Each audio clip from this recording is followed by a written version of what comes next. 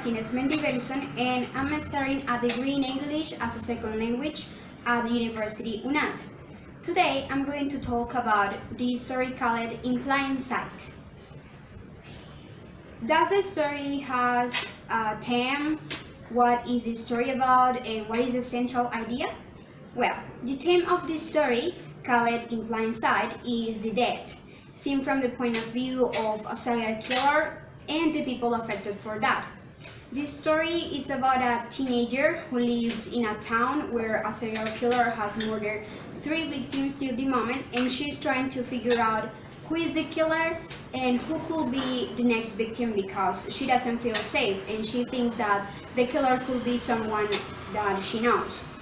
The central idea of this story is the way people understand and apply justice, and the point of view that we have about the bad things and how those bad things have to be punished.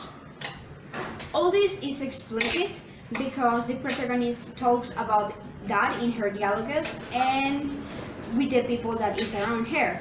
In fact, the way that the writer shows this story is easy to understand and identify the things that are happening or have happened. Who is the protagonist of this story? Well, the protagonist of this story is Haley, who is a teenager of probably 17 years old because she's in high school, and in this story she's driving her own car and go to the police with his father to help him, so probably she's 17. About her family, Haley points out in this story that her parents are divorced and her mother has a new couple and a son of that couple, who is called Jesse and is her little brother of probably 4 years old because he's in the daycare. She also mentions in this story that she used to have another brother, but he is dead because he was murdered.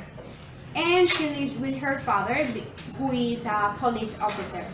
About her status and social class, we can infer that she has a normal status and belongs to a normal social class. I mean, not rich, not poor, because in the first scene when she's talking with the classmates, she talks like with the popular girls, and it's like a normal conversation. Maybe she's not that kind of girl that is bullying or something because she's less than everyone, so she's normal. What is the problem presented in this story, and how was the problem solved at the end? The problem in this story is that a serial killer is in the downtown and till the moment has killed 3 persons, and all of them are people that have made mistakes and really bad things. And the incognite is who is going to be the next victim and how is going to be a trap. So the protagonist thinks that the serial killer is someone known and that he or she is doing that because it's his or her way to make justice for the crimes that have done those persons. The protagonist, Haley, talks with his father, who is a police officer, about the case of the serial killer because he's working in that, and she studies how the killer has murdered the people and knows that all of them were people that commit crimes and don't pay for that. So she finds that the way to figure out who is the next victim and stop the killer is looking for the people that commit crimes and weren't convicted during the last 10 years. And she's right, because in this way they find a list of 10 people, and in the top is the name of the first victim. At what point in this story is the tension highest, and is that the dramatic climax? Well, this story is incomplete because this is like the first part, and so maybe we can find the climax moment because it's just the first book. But during this part of this story, the moment of highest tension is the end, when Haley is in the police station and the police officers are looking for the information that she said. It means the people that have committed crimes and weren't convicted during the last 10 years. And they find a list of 10 people, which has at the top of the list the name of the 3 victims in the order that were killed, exactly as Haley said. Does this story involve epiphany or a moment of insight, revelation, or self-realization for the protagonist or for the reader?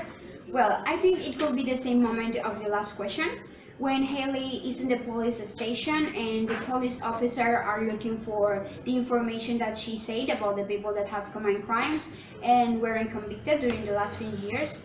And they find a list of 10 people which has at the top of the list the name of the 3 victims in the order that were killed, exactly as Haley said.